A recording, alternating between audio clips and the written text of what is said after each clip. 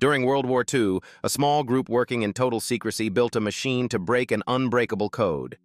That machine is the reason the device you're watching this on exists. Here's the real chain. Germany encrypted its military communications using a machine called Enigma, scrambling every letter through a set of rotating wheels before it was ever transmitted.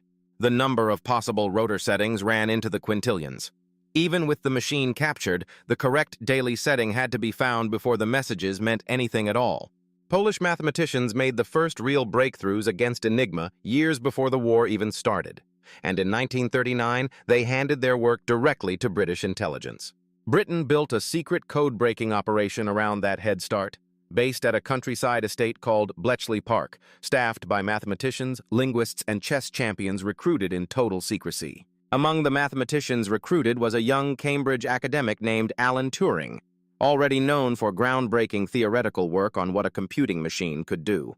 Turing designed a machine called the bomb, an electromechanical device built to test thousands of possible Enigma rotor settings automatically, far faster than any person could by hand.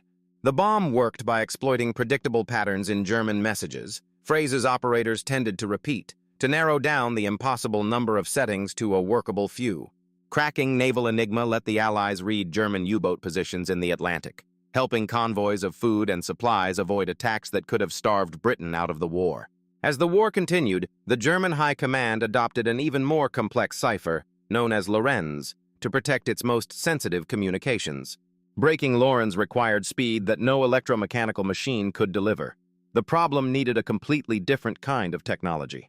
An engineer named Tommy Flowers proposed something radical. Replace mechanical switches with electronic vacuum tubes, switching thousands of times faster than any moving part ever could. Flowers built the machine largely on his own initiative, using around 1,600 vacuum tubes. He called it Colossus. Colossus began operating in 1944, and many historians now consider it the first programmable electronic digital computer ever built. Intelligence decoded by Colossus gave Allied commanders direct insight into German high command decisions. Intelligence historians credit with shortening the war significantly. When the war ended, everyone who worked at Bletchley Park was bound permanently by the Official Secrets Act, forbidden from ever discussing what they had built or achieved. Alan Turing, whose theoretical work had described the concept of a computing machine years before the war, had just watched that theory proven in working hardware and was legally required to stay silent about it.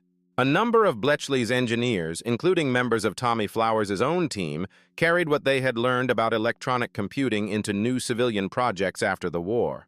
That knowledge fed directly into Britain's earliest general-purpose computers, machines like the Manchester Baby and EDSAC, built within just a few years of Colossus. The core idea Colossus had proved, that electronic switching could process logic fast enough to be genuinely useful, became the blueprint underneath every computer built after it. Because Colossus stayed classified, America's ENIAC, completed in 1945, was publicly credited as the world's first electronic computer for decades afterward.